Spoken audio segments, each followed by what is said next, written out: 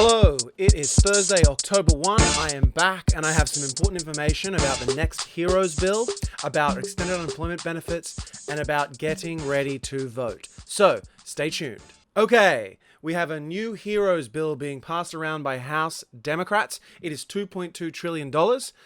It is seen as a compromise bill. Mnuchin and Pelosi have been meeting over the last couple of days. The real snag seems to be Chief of Staff Mark Meadows. If you remember, he was a Tea Partier who didn't want to spend money, but this looks like a good plan. So the Democrats have come down $1 trillion from their initial HEROES Act, and the Republicans have come up to around about $1.6 trillion. So there's still about a $600 billion hole there, but this is what it's got in it. So we'd have $600 extension of unemployment through the end of January, more $1,200 checks. They would extend the PEUC, or the pandemic unemployment for people like gig workers and whatnot.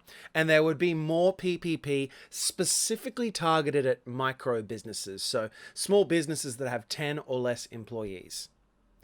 As I said, they are feeling a bit more confident about this, but the real stumbling block seems to be Mark Meadows, the Chief of Staff.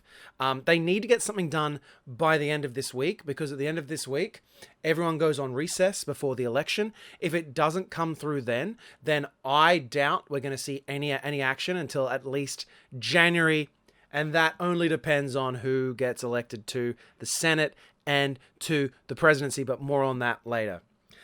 We're staring down the barrel of 30,000 airline employees are being laid off today if they don't have money.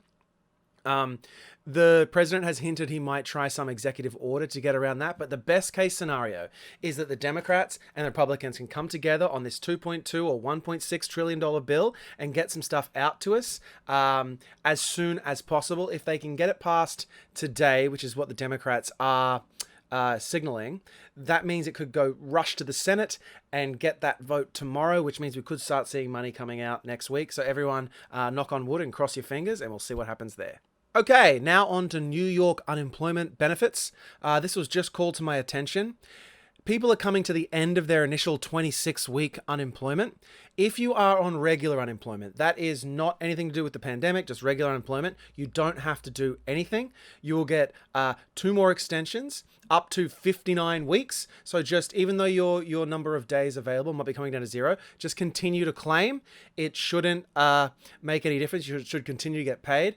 If you've totally exhausted everything, you should put in a new claim, because you then might qualify for the pandemic unemployment assistance. That's the one for gig workers and non-traditional employees. And that has a maximum of up to 46 weeks. Now, if you're on PUA and you're running out, it looks in mine, I have 16 days available, so I'm kind of getting to the end of mine. That should only be on that initial 26 weeks.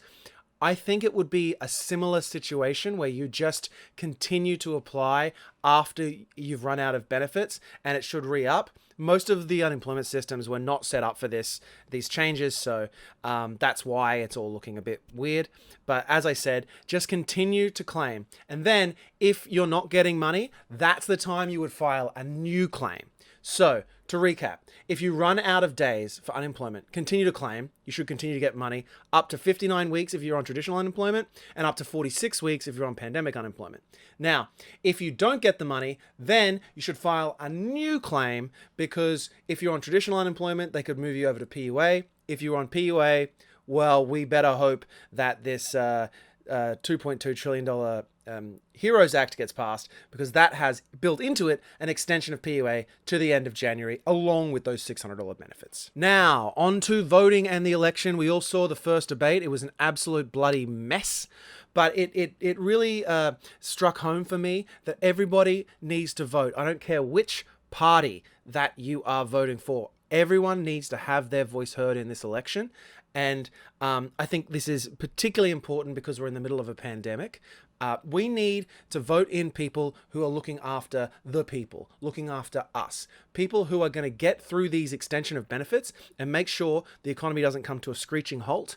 Because at the moment, the guys at the top end are making millions of dollars, and us guys on the bottom are getting squashed. Us small business owners, us Uber drivers, us regular employees, us hourly employees, we are really getting crushed. So we need to get people in a place of power that can vote with our needs in mind. You have until, well, you can actually register for an absentee ballot right now in New York. There was a problem with 100,000 of them being recalled, but I would like Google it straight away, register for an absentee ballot. You can make up like technically you need a number of excuses, but one excuse that will work is you say you're afraid of the coronavirus and they'll send you an absentee ballot, or get out there on November 3rd. Everyone needs to be part of this election. As you can see, my shirt says U.S. citizen, established 2020. I became a citizen this year. This is my first year voting. I'm incredibly excited because this is one of the most important elections in this nation's history. So get out and vote. I'm going to leave some links below to all of this stuff. If you have any questions, please ask away, send me a DM, follow me on Instagram at Samuel D. Clark, or like and subscribe. It really helps the channel. And I'll be back when I've got more information for you. Thanks.